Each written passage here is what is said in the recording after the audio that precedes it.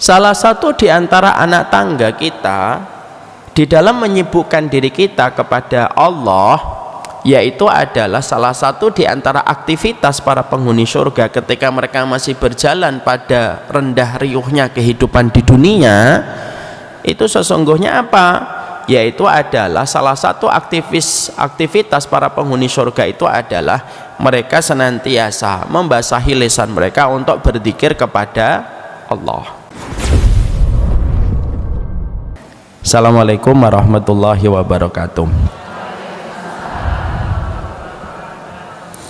Innal hamdalillah wassalatu wassalamu ala Rasulillah wa ala alihi wa sahbihi wa man tabi'ahum bi ihsan ila yaumil qiyamah. Kepada seluruh jamaah dan kepada keluarga besar penuntut ilmu Masjid Darussalam Kota Wisata, yang semoga Allah senantiasa menjadikan Ramadan kita tahun ini bukan hanya sekedar lapar dan dahaga, tapi betul-betul kita berharap tidak pernah bosan setiap malamnya kita berdoa meminta kepada Allah, semoga Allah memberikan kepada kita keberkahan pada Ramadan yang Allah sudah berikan kepada kita. Kita tentunya paham bahwasanya kehidupan kita ketika semakin sibuk dengan manusia itu semakin kita merana dan semakin kita kecewa. Para ulama itu menerangkan kepada kita bahwasanya salah satu perkara yang membuat manusia itu depresi, manusia itu frustasi, itu adalah karena sibuknya dia dengan makhluk, tetapi dia lupa bagaimana hubungannya dengan Sang Khalik. Maka itulah yang menjadikan kita terkadang mengalami banyak problematika dan banyak masalah pada kehidupan. Tidak salah kalau kita mendapati Imam Ibnu Rajab itu berkata, kalau kamu ingin menjaga hatimu tetap bahagia, menjaga hatimu bersih, menjaga hatimu bening, supaya kamu bisa menikmati kehidupan, kata Ibnu Rajab itu apa?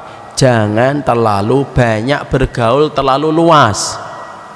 Karena bergaul terlalu luas itu melelahkan hatimu, meletihkan jiwa kita, dan akhirnya kalau hati kita sudah lelah, maka sesungguhnya kita susah bahagia. Karena apa? Hati kalau sudah sakit, dia tidak akan bisa merasakan kebahagiaan dan sukacita.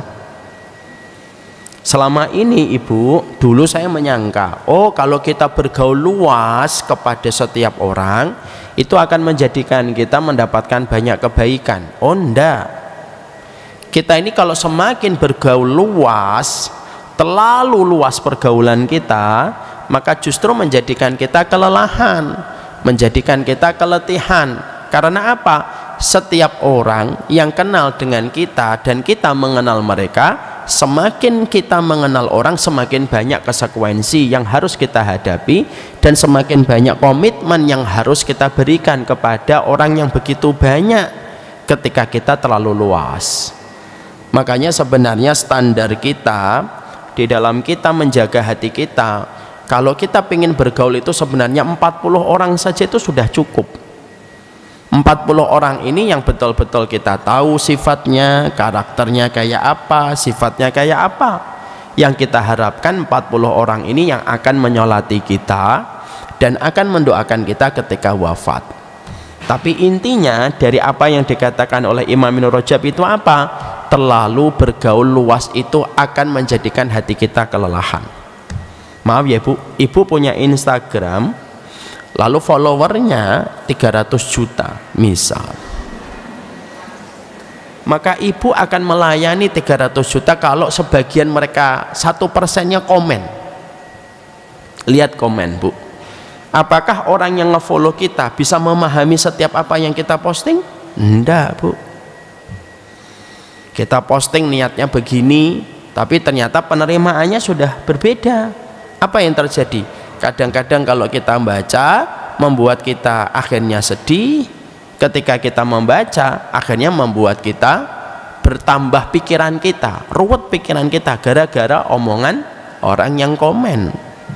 Karena memang terlalu banyak bergaul dengan orang itu akan kita menghadapi konsekuensinya itu banyak.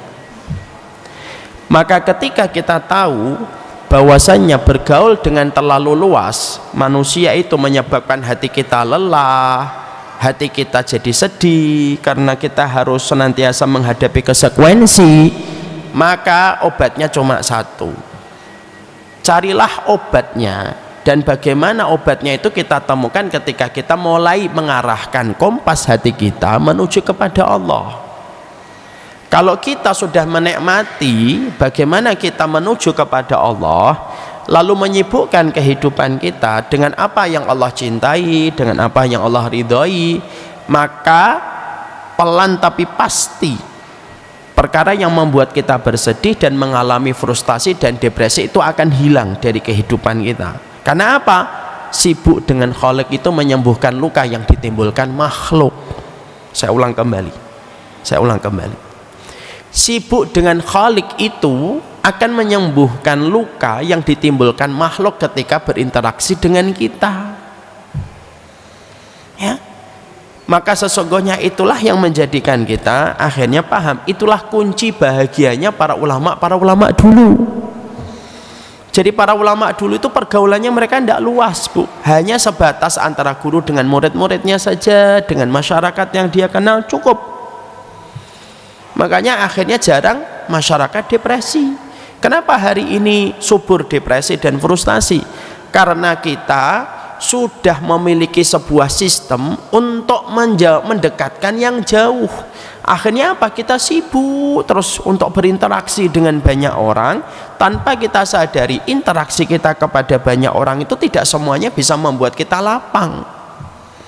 Maka obatnya satu, kembali menikmati bagaimana dirimu dengan Sang Khalik, itu yang akan menenangkan kita. Maka inilah yang menjadikan kita kenapa membahas tentang 175 jalan ke surga, karena ini upaya kita menyibukkan diri kita dengan Sang Khalik. Kita harus tahu apa yang harus kita lakukan, kita harus mengerti apa yang kita kerjakan, kita harus mengerti apa yang kita tinggalkan, supaya kita mendapatkan ketenangan pada hati kita. Karena tidak ada satu ketenangan yang didapatkan manusia kecuali satu, dia sibuk dengan Khalik. Karena kesibukan dengan Khalik akan menyembuhkan luka yang ditimbulkan makhluk ketika dia berinteraksi pada kehidupan. Nah, itu yang kita harus paham. Sekarang mari kita buka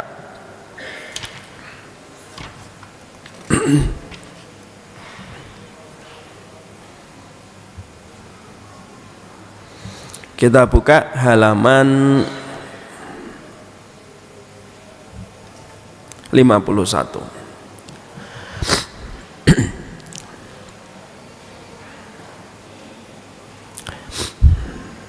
Ya.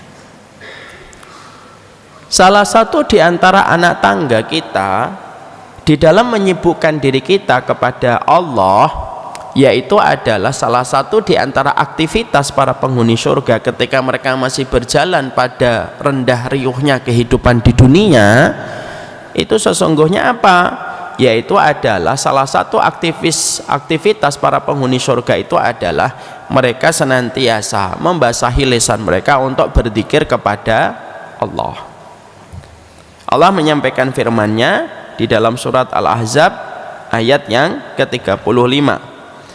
Innal muslimina wal muslimat wal mu'minina wal mu'minat wal qanitina wal qanitat was sadiqina was sadiqat was sabirina was sabirat wal khashiina wal khashiat wal mutasaddiqina wal mutasaddiqat was saimina was saimat wal hafidina furujahum wal hafidat wadzakirin Allah katsiran wadzakirat a'addallahu lahum maghfiratan wa ajran adzima.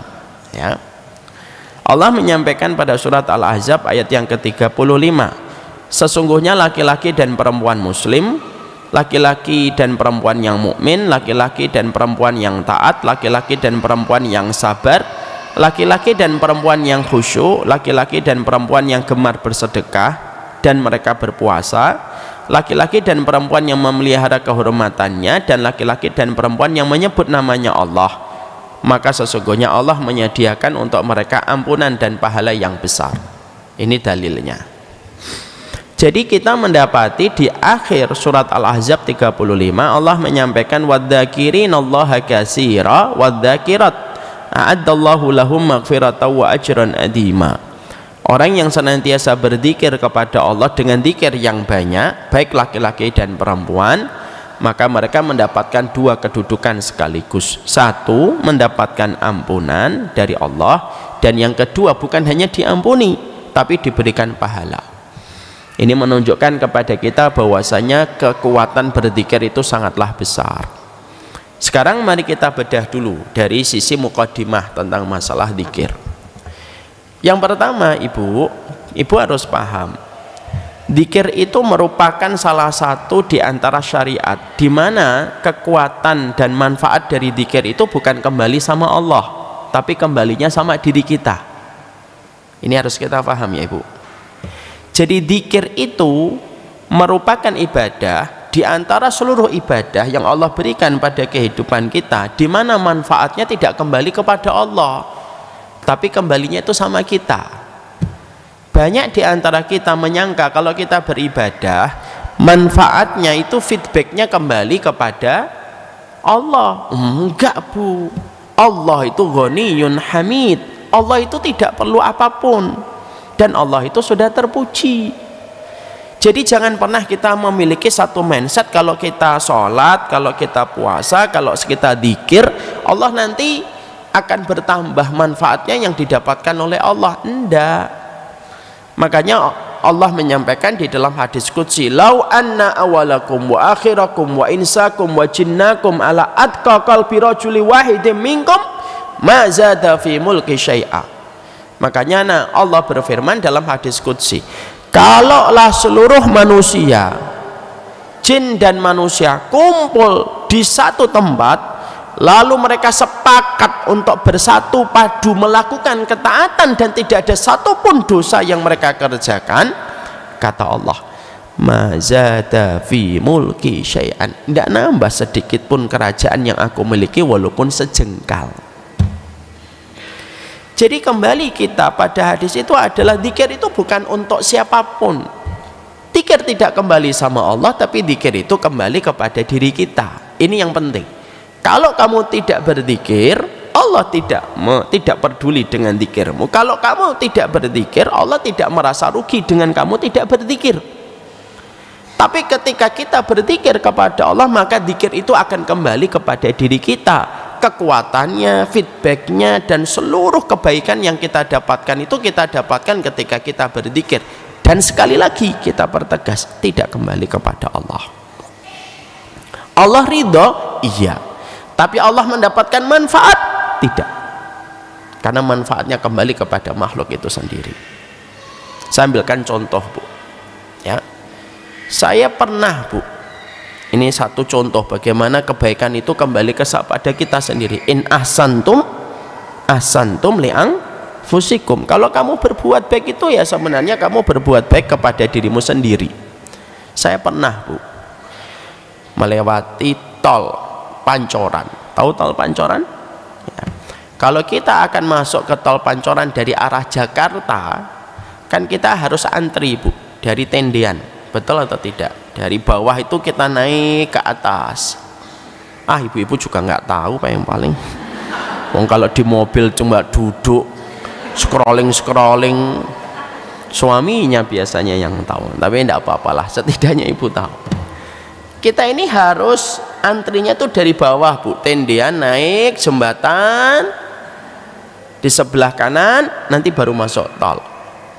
Kalau ngambil dari jalur kedua nggak bisa bu, karena yang kedua itu untuk langsung ke arah Patung Pancoran. Nanti tolong dicek sama suaminya. Nanti ibu tanya, Pancoran itu mana sih? Gitu. Maka ketika pada waktu saya pernah antri bu di situ, dari bawah dong, kita dari bawah ke atas turun gitu. Tiba-tiba ada mobil nyelonong dari sebelah kiri mau masuk ke kanan. Kita kan pikirannya sudah, wah nggak mau antri, nyerobot, kan begitu. Saat itu saya berpikir, mungkin dia nggak ngerti kalau masuk Pancoran itu harus dari bawah antrinya. Ya, maka akhirnya udahlah bismillah, saya coba memberi udzur. Saya coba memberi udzur. Saya akhirnya ketika dia berkali-kali masuk tidak diperbolehkan, diklakson sama setiap mobil, pas ketika giliran berhadapan dempet-dempetan dengan mobil saya, pada saat itu saya persilahkan mobilnya untuk masuk.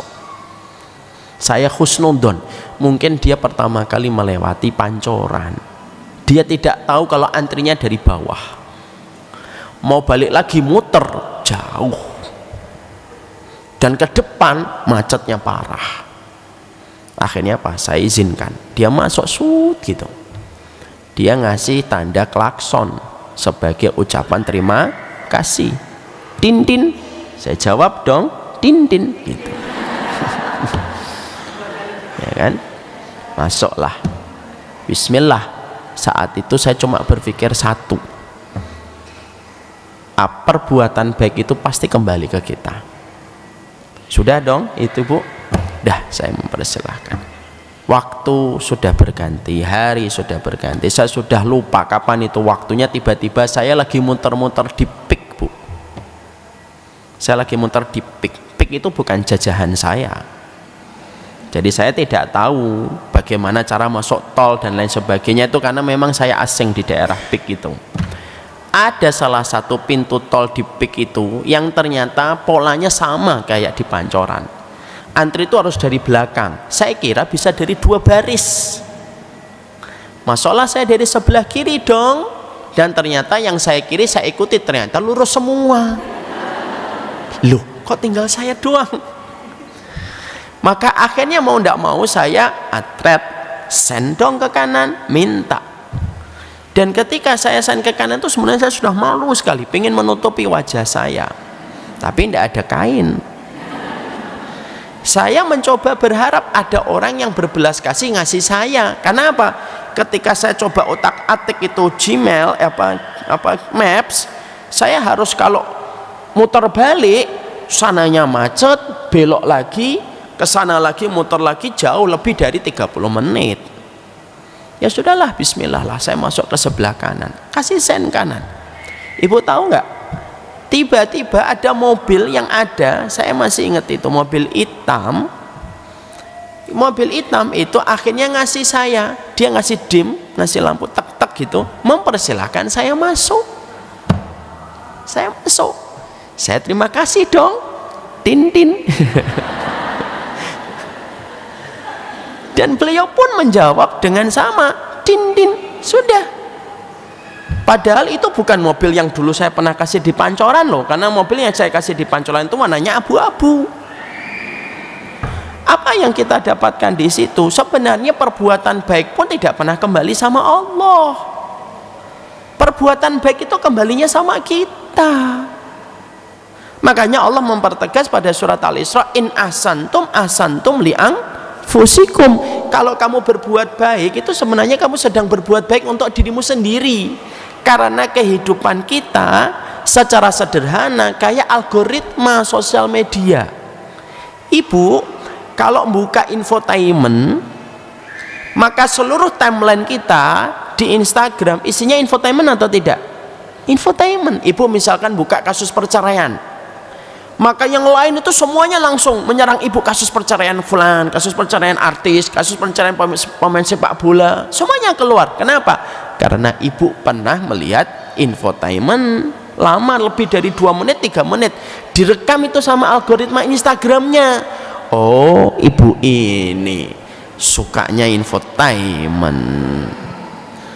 Padahal algoritmanya sempat mikir, padahal ibu ini sudah ngaji kelihatannya gitu. Akhirnya algoritma membentuk yang datang ke timelinenya ibu, berandanya ibu, semua tentang kasus perceraian. Ya nggak, itu algoritma atau tidak? Itu namanya algoritma Bu, dalam bahasa sosial media. Sama kehidupan kita itu kayak algoritma. Apa yang kita buka itulah yang datang. Apa yang kita lakukan itulah yang datang dalam kehidupan kita. Makanya saya ingin mempertegas mukaddimah di dalam masalah dzikir itu apa? Dzikir itu tidak kembali kepada Allah. Dzikir itu kembalinya kepada kita. Kekuatannya kembali kepada manusia. Karena Allah itu menyertai manusia ketika manusia menyertakan nama Allah. ketika di dalam kehidupannya. Disitulah Allah baru memberikan kepadamu pertolongan. Kenapa? Karena kamu menyebut namanya. Kenapa harus ada zikir, Ustaz? Supaya pembeda antara orang yang tidak berzikir dengan orang yang berzikir. Lah kalau semua orang pasti dibantu sama Allah, nanti nggak adil. Kenapa? Karena disamakan antara yang berusaha dan tidak berusaha. Ada syariat zikir untuk membedakan mana orang yang sering menyebut nama Allah, maka akan dibersamai oleh Allah, dan siapa orang yang tidak berzikir kepada Allah, ya jangan mengharapkan dibersamai oleh Allah, wong kamu jarang menyebut nama Allah kok.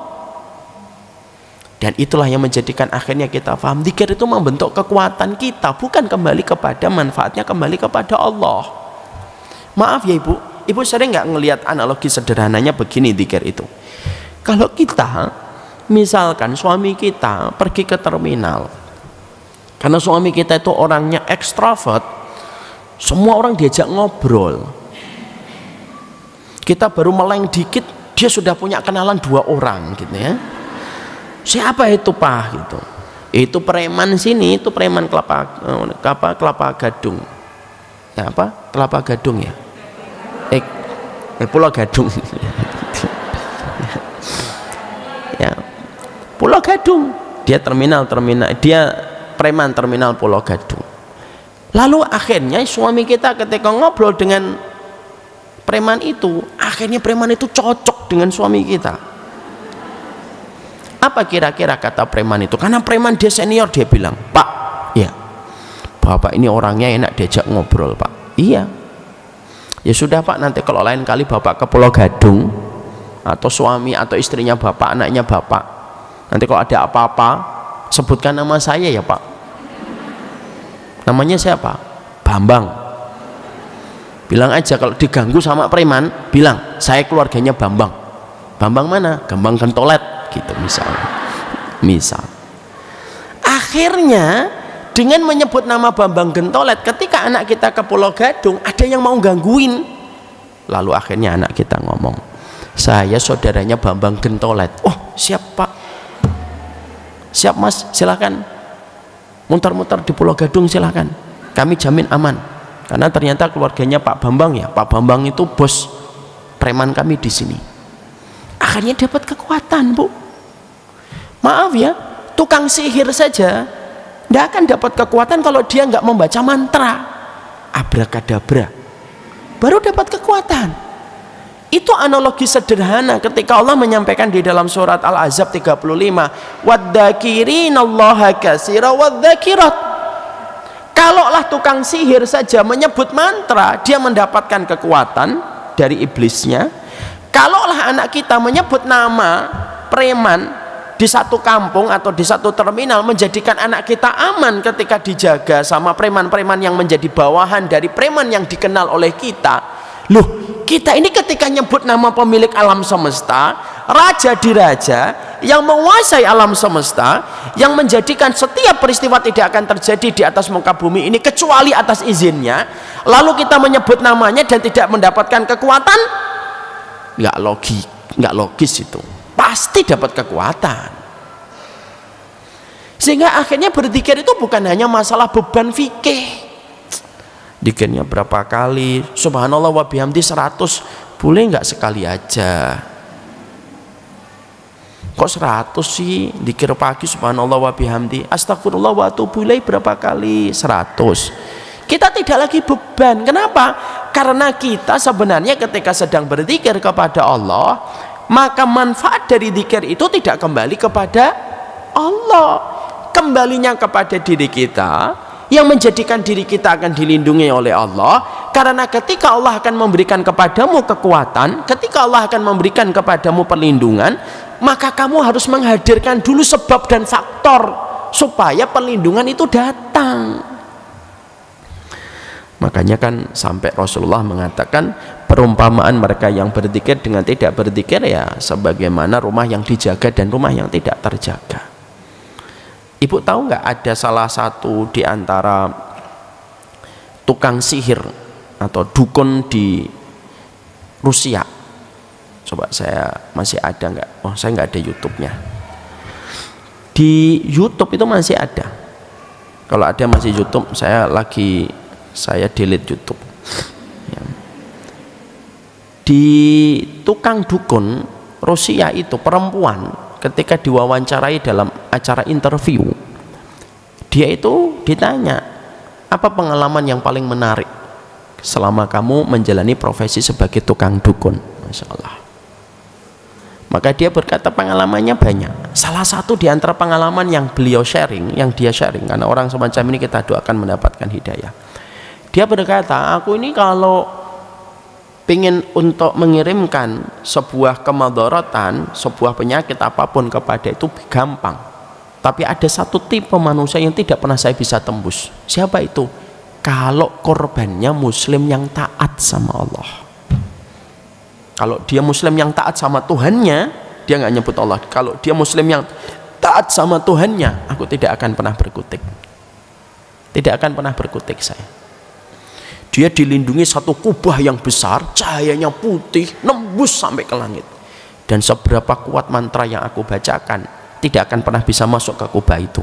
Jadi dia kayak tidur dijagain sama kubah berwarna putih yang tidak bisa ditembus dengan apapun. Yang ngomong orang tidak percaya agama, Bu. Masih bisa dicek. Ibu-ibu kan ada kan YouTube-nya? Ada, nggak usah inilah. Cek itu. Dukun Rusia, perempuan. Nggak usah sekarang, nanti aja. Maka di situ kita mendapati bahwasanya kembali kepada yang pertama tadi. Makanya itu juga dipertegas sama Syekh Wahid Abdus Salam Bali, salah satu ulama ruqyah yang terkenal dari Mesir, Bu. Namanya Wahid Abdus Salam Bali. Wahid Abdus Salam Bali itu beliau pernah meruqyah orang, dan ketika meruqyah maka orang yang dimasukin sama jin itu, maka Wahid Abdus Salam Bali itu mengatakan, keluar kamu, kasihan ini orang, kamu masukin gitu, keluar kamu keluar. Lalu jinnya mencoba mengajukan negosiasi. Negosiasinya apa? Saya keluar, tapi masuk ke dalam tubuhmu ya, masuk ke dalam tubuhmu ya, kata Syekh Wahid Abdus Salam Bali. Ini di YouTube juga ada. Maka Syekh Wahid Abdus Salam Bali mengatakan, ya kamu boleh masuk ke tubuhku, tapi kamu keluar ya, gitu. Tidak lama, 1 menit, 2 menit, 3 menit, jinnya lalu berkata, aku tidak bisa masuk ke tubuhmu karena tubuhmu dilindungi dengan kekuatan yang tidak bisa aku tembus. Kamu suka membaca la ilaha illallah wahdahu la syarikalah lahul mulku wa lahul hamdu wa huwa ala kulli syai'in qadir 10 kali ya? Iya, itu yang aku baca setiap pagi dan setiap sore. Nah, itu yang menjadikan aku tidak bisa masuk ke tubuhmu. Nih, 2 contoh, Bu. Contoh yang pertama dari orang yang nggak percaya Tuhan. Contoh yang kedua, kisah nyatanya datang dari Wahid Abdus Salam Bali, seorang syekh. Ini menunjukkan kepada kita, jadi dzikir itu merupakan perkara yang sifatnya jangan hanya dianggap sebagai bagian dari fikih. Ya sudahlah, dzikir 100 kali, aduh dzikir 33 kali, berat, Bu, kalau kita melihatnya semacam itu. Hanya dilihat merupakan bagian dari deretan ibadah. Tapi ketika dzikir ini kita coba melihatnya dari sudut pandang yang tinggi dan menyeluruh, kita akan mendapati bahwasanya dzikir itu, Masya Allah, dzikir itu kekuatannya kembali kepada diri kita. Dan sesungguhnya Allah memberikan kekuatan pada kehidupan manusia dengan kekuatan yang tidak akan bisa dia dapatkan dari seorang makhluk manusia kecuali ketika dia terhubung dan terkoneksi dengan Allah. Itulah dzikir. Tapi kalau dzikir hanya senantiasa kita melihatnya sebatas ibadah makhdoh, ya kita mungkin tidak merasa butuh dengan dzikir. Sudah sholat lah, sudah puasa. Tapi kalau kita melihat bahwasanya orang di sekitar kita banyak yang berencana jahat untuk kita, dan tidak semuanya orang itu melihat kita dengan ridho, ketika kita faham bahwasanya ada kekuatan-kekuatan di sekitar kita yang terkadang ingin menjatuhkan kita, ingin menghancurkan kita dengan berbagai macam cara, maka kita faham kebutuhan kita kepada dzikir itu lebih besar daripada kebutuhan tukang sihir kepada mantranya. Dan malu rasanya kalau tukang dukun saja mereka merapal mantranya, lalu mereka konsisten merapal mantranya setiap mereka mengadakan aksi, Loh, orang beriman itu lebih berhak untuk mengingat nama Allah dan berzikir kepadanya ketika dia tahu tidak setiap orang itu memiliki niatan yang baik dan mulia kepada ibu. Ya, dan kekuatan itu datang dari zikirnya kita. Ya, wong maaf, sampai setingkat Rasulullah Shallallahu Alaihi Wasallam saja tidak selamat dari, hatta Rasulullah Shallallahu Alaihi Wasallam pun tidak selamat dari namanya sihir. Itu setingkat Rasulullah, apalagi kita, Bu. Rasulullah pun beliau terkena sihir. Loh, Rasulullah pernah kena sihir, Ustaz? Iya.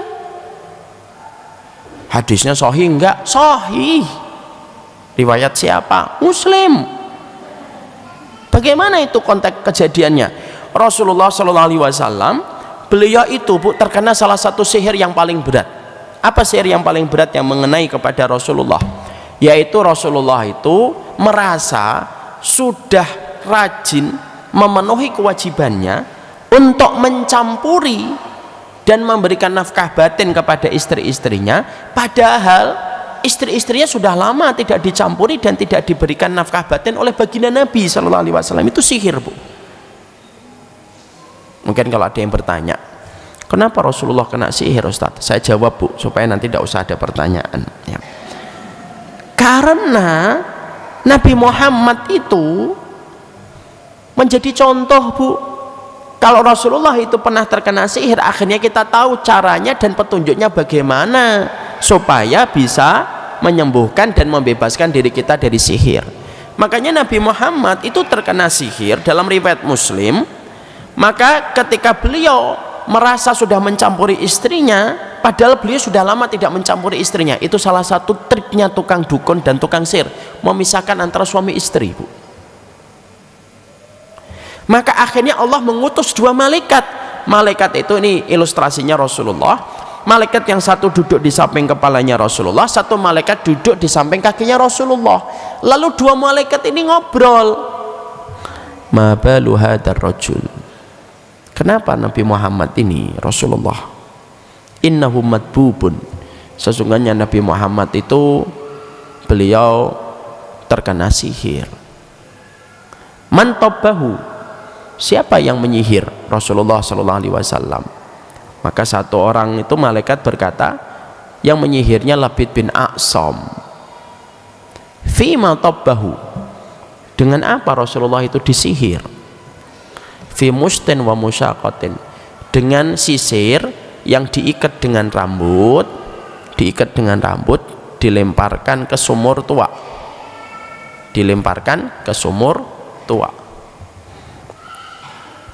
Maka langsung pada saat itu Rasulullah Shallallahu Alaihi Wasallam bangun dari tidurnya dan memberitahukan kepada sahabat, tolong ya ambil sisir tua di sebuah tempat, di tempat ini itu lahannya milik Labid bin A'sam.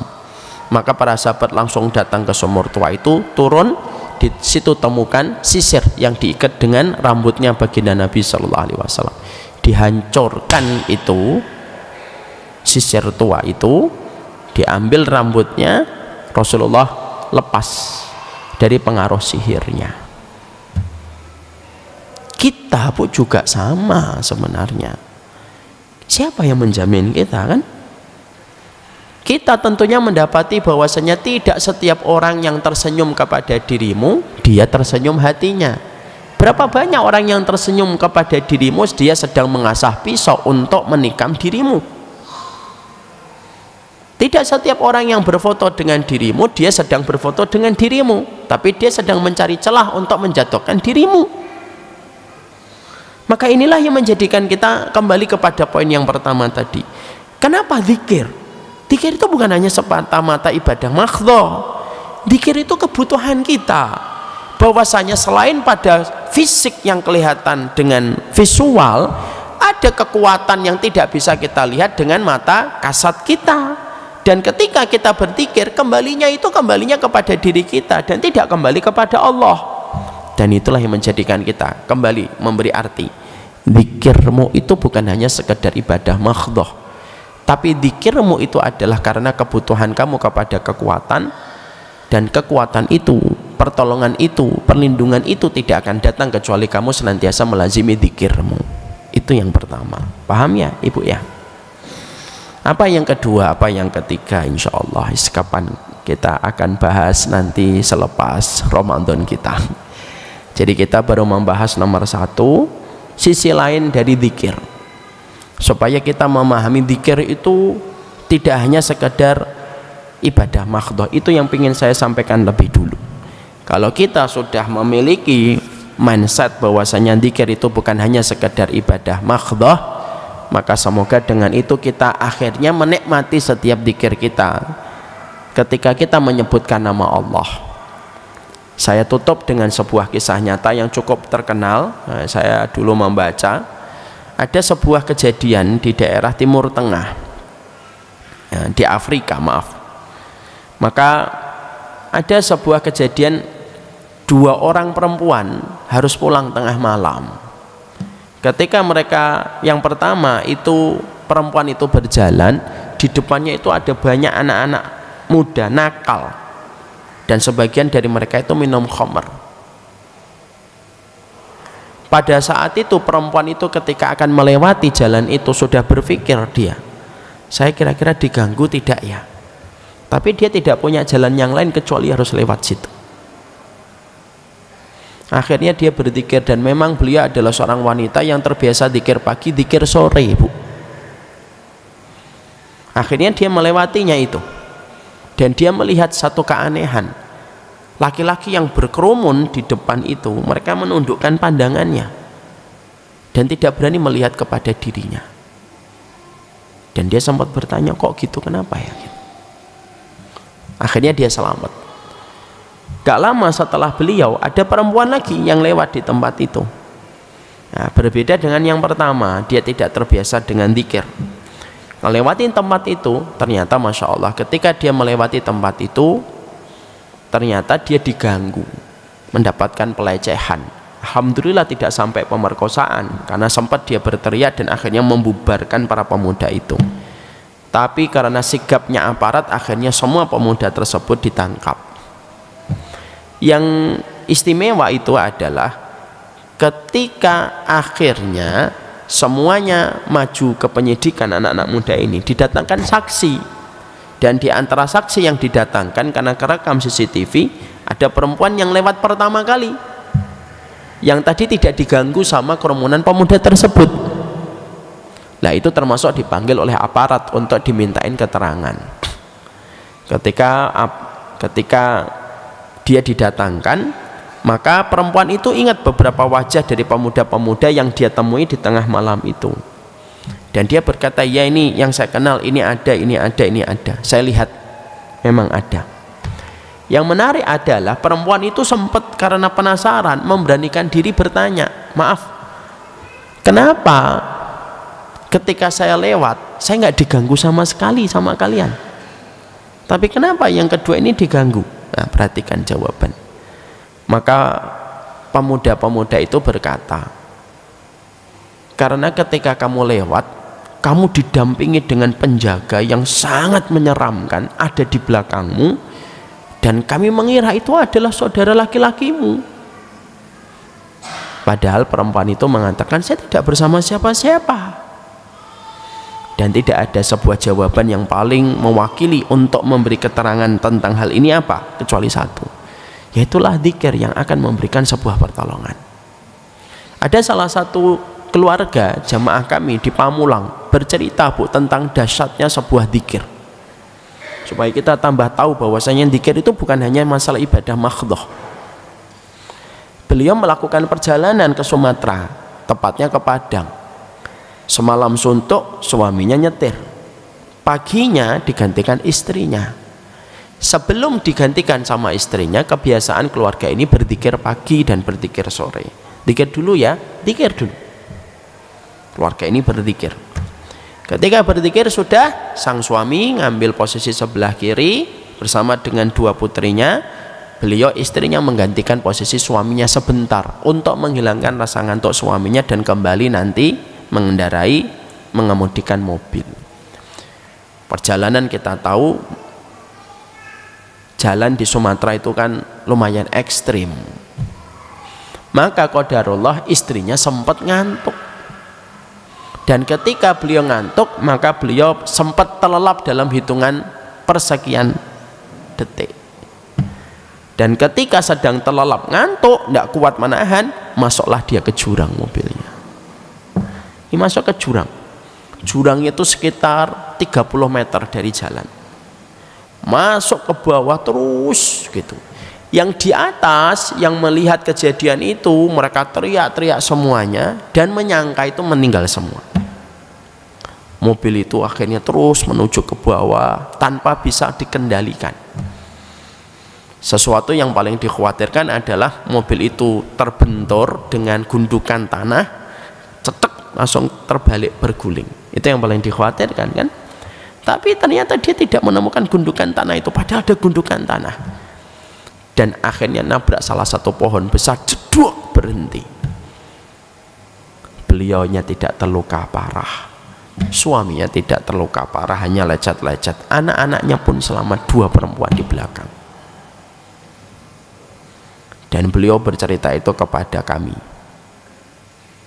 Terus beliau bertanya, apakah ini juga bagian dari pertolongan Allah Ustaz setelah kami berzikir pagi? Ya iya. Kalau bukan pertolongan Allah, pertolongan siapa? Gendruwo. Saya bilang, ini pertolongan Allah. Dan beliau menyampaikan kisah ini, saya minta izin saya ceritakan ya Bu tentang bagaimana hal ini. Silakan Ustaz. Disitulah kita semakin paham. Zikir bukan karena Allah yang bertambah manfaatnya dari zikir kita. Zikir itu bukan berarti kita pengen kaya, enggak. Zikir itu memberikan kita perlindungan, sehingga semangat kita berzikir harusnya mengalahkan semangatnya tukang dukun ketika merapal mantra. Wallahu a'lam bishawab. Ini baru mukaddimah nomor 1, sisi lain dari zikir yang kita harus paham. Nanti insya Allah pada pertemuan berikutnya kita akan bahas nomor 2, nomor 3, kita bahas zikir itu apa saja, keutamaan zikir itu apa saja. Saya mohon maaf sekali, ini hanya sampai setengah 11. Biasanya sampai jam 11. Saya mohon maaf, ada waktu setengah jam yang saya minta supaya segera mengkondisikan rumah. Saya mohon maaf sebesar-besarnya, karena ini baru nomor 1. Ibu-ibu tidak usah nanya ya. Karena bisa jadi pertanyaan ibu ada terjawab pada nomor 2 dan nomor 3. Nanti insya Allah kita akan buka pertanyaan pada waktu pertemuan berikutnya. Wassallallahu ala nabiyina Muhammad. Ini yang dapat saya sampaikan. Subhanakallahumma wa bihamdika asyhadu an la ilaha illa anta astaghfiruka wa atubu ilaik. Saya pamit undur diri, saya serahkan kepada Ibu. Assalamualaikum warahmatullahi wabarakatuh.